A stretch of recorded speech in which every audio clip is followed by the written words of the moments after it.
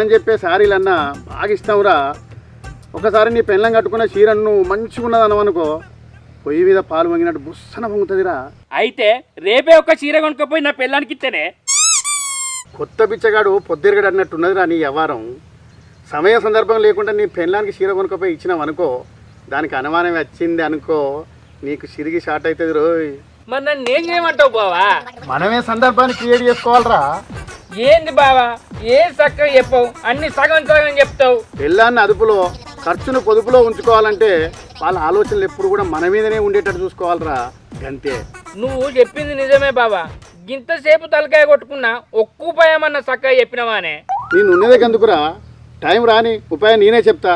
ప్రతి మగోనికి కామన్గా ఉండేటి రెండే సమస్యలురా, ఒకటి పెళ్ళాం, రెండు పైసలు. ఇక చెప్పిన కాడికి మాజాలు బావా.